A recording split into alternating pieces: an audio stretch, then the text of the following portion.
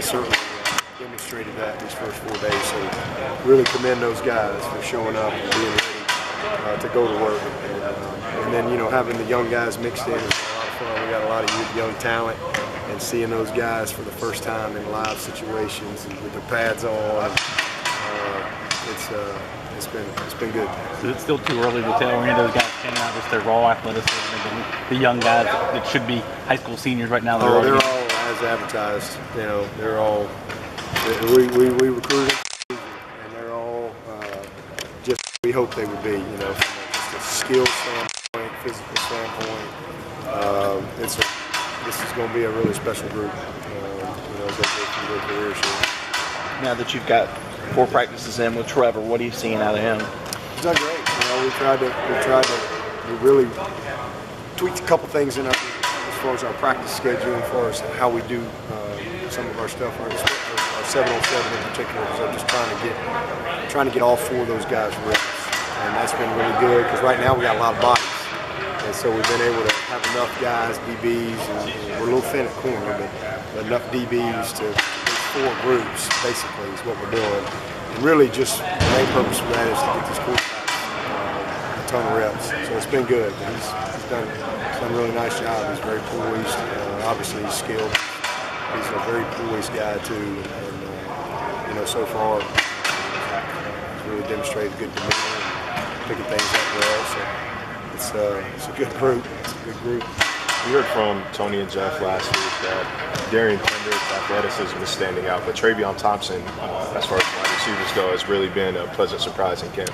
Yeah, I don't know that he's been a surprise. I mean, he's just put the work in. I mean, we've seen it really last year. I mean, he's made a lot of big plays for us, but he's just a kid that, he's an inspiration to his teammates. He's one of those guys that probably could have left and started at a ton of places, but he's just kind of stuck with it, and he's very confident in himself, and he's one of those guys that play on Sunday.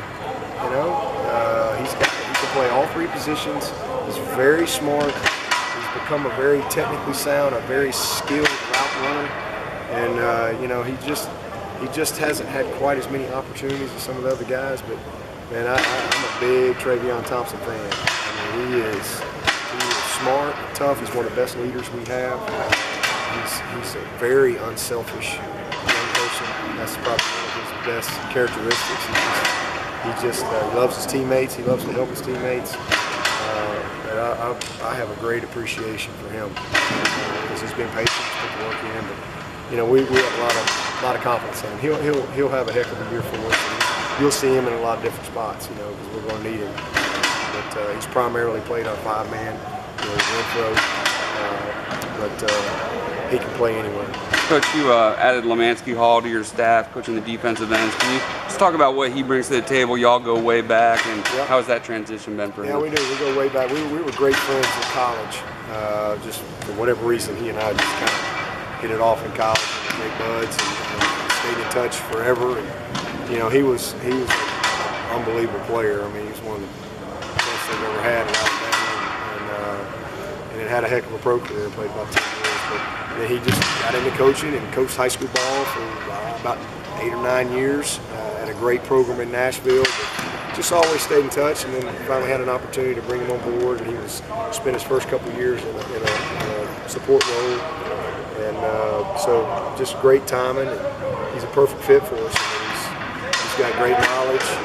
He has an outstanding demeanor as far as just being able to deal with players, relationships. He's going to be great in special teams as well. He made his living for a long time as one of the top. That's how he stayed in the league for 10 years. He was a great special teams player as well.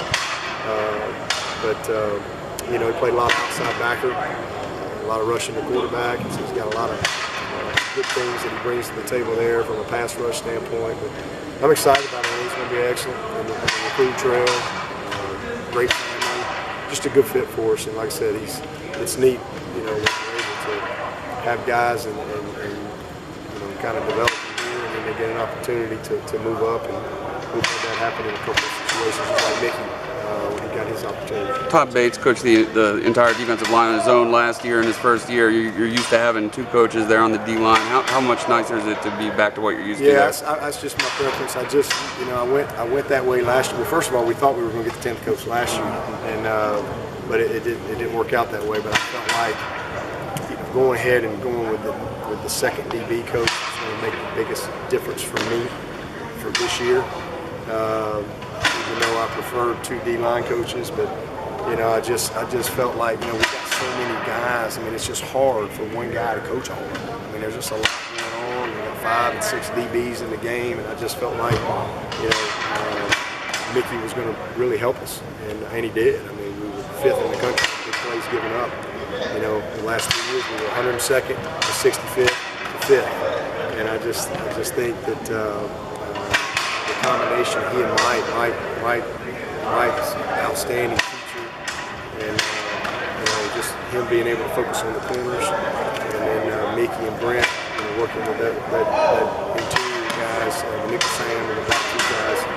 It was good for us, but this will be really good. Todd did an unbelievable job with our D-line last year, so adding another guy in the mix is, it's just hard. It's the same thing. You got 4 D linemen in the game. To be able to have 2 guys to run the drills and things like that, just more eyes is a good thing. Tony was saying Darren kind of reminds him of Sammy with his quick burst. Do you think that's a fair comparison? Yeah, I think it's probably pretty fair. He's got that type of explosiveness. He's tough, man. That guy's got a great edge to him that is sometimes not always present when you just go recruit a receiver. He played quarterback like a linebacker. He's a lot like Nuke. That way. Nuke DK's faster than Nuke, but Nuke had you just knew when you stepped on the field with him, he was fixing to go against the most competitive guy on the field. And DK's got a lot of that in him. That's something that jumped out at me in his first 4 days. He is highly, highly competitive, and he takes to it naturally. He likes to block. He likes it salty. So he's my kind of guy. He's got to develop as a receiver and transition and all that, but he will. He's got great ball skills. And I knew that because we had him in camp a couple times. So I knew he had great ball skills. Unbelievable explosiveness, but what I like about him probably the most is his coaching. He likes to be coached. He don't mind for you to correct him and things like that because we got a lot to correct.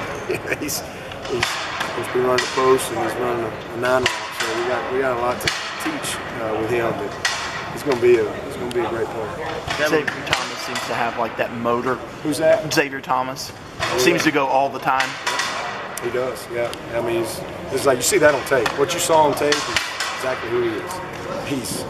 He's explosive off the ball.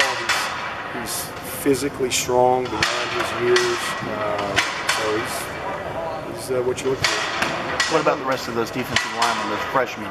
Special group, all 4 of them. Darnell, Belk has probably been the guy that I just didn't know. I mean, I know what I saw on tape.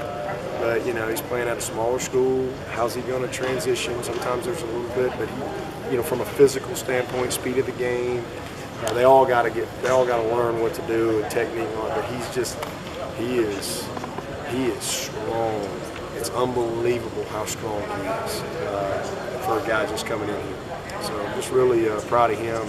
And then KJ and Xavier, just what everybody thought they were. Fast, explosive, smart, instinctive players. It'll be fun to coach them. That whole group right there, and then you throw Maskell in there when he gets there. It's gonna be a fun group to coach next few years. Dabo, we had Greg Hugo out here a little while ago. What's it going to be like this year to have 2 legitimate kickers out there? It's going to be a beautiful thing. Are you kidding me? After what we just went through this year, it's going to be phenomenal. Greg's back kicking some. He's doing some one-step tight kicking right now. He feels good. Spence's best he's ever been. I mean, it's just amazing what a little bit of confidence will do for you. You know, he just don't think he's going to miss right now. So it's going to be fun to watch it in camp. And we get BT in here. BT's a special talent. And we brought another kid out named Sawicki. He's a transfer from somewhere. He's in school here. He's a walk-on guy. We actually wanted to bring him out last fall. He was the guy we wanted to bring out in the fall, but he was ineligible because I guess he was at some school, some other school. And so that's how we got Costa. Long live Costa. So Wicky's got a chance to come out this spring, and he's done a nice job. He punts and kicks, and so he's held his own out there. I've been pretty impressed with him. Big kid. So we got a good situation. Competition is wonderful. It's Sawicki, I think. Sawicki. Have you had a chance to talk to Christian about his side job and how he's doing as a substitute? Yeah, What do you think would make him doing good? That. So he told me that, and I was like, "You're what?" And then, so I think his first day was at Walhalla, and so I'm like, "So what were these kids saying when you walk in and you're the teacher?" And he said it was great. He said it was mostly the other teachers that I guess made a bigger deal out of it. No, that's just typical Christian right there. I think he's taking online classes right now this semester, so he's got a little free time to go do that. I guess they pay him $70, $80 or something to do it. He can only do it on his off days, like Tuesday, Thursdays, but it's pretty cool. Is this a year that Xavier Kelly could take a big step forward, and how is Jordan Williams taken to D-tackle? Jordan is like a fish to water. We saw that last fall. I mean, he probably could have helped us last year. Toward the end of the year, he probably could have stepped in there and played for us. But I'm very pleased with Jordan. He's going to be a very good player. Twitchy, strong. He's got the mindset for it, and he showed up. He caught my eye today in our fall drill, so he's going to be all right. He's going to be a good one. Is Tavian Rudolph working with the linebackers at all, or are you keeping him? No, he's working in. He's doing He caught my eye today too. He's explosive. He's just that guy that you talk about a motor and just a relentless football player. I'm excited about Logan. That's why we were playing him last year. We thought he was going to really be able to help us, and just obviously got hurt again when they were doing it. It seems like he's doing well. Shoulder seems to be holding up fine, but he's a good player. What have you seen out of Hunter and Chase so far? Hunter Johnson and Chase Marsh. I was thinking T.J. Chase and Hunter Renfro. I got a lot of names to process. They're doing. Hunter is light years ahead of where he was this time last year. I felt like last year, obviously, you saw the skill. This time, the game was fast. He was processing a lot. He had a lot to think about. But he got better all year long. The game kind of slowed down for him, but he's having a heck of a spring. He's off to a good start, and then Chase is, just a sponge every rep. He's got, Chase has got a swag to him. He really does. He just sometimes he might not look the prettiest, but he's incredibly effective. He's got a big arm and can throw the ball from a lot of different launch points. He's just a winner, man. He's a winner. He's got a great work ethic and a great belief in himself, and he's just one of those natural leaders. I'm really pleased. We got 4 guys that will be fun to work with, and obviously Kelly's on top, and we'll continue to let these guys compete and see how it all shakes out. But it's a good situation. Tavian said the other day maybe he felt like he was a little heavier than he should be last year, but he tried it and he's slimming down. What are your thoughts on that? It's not the weight, it's the composition of the weight.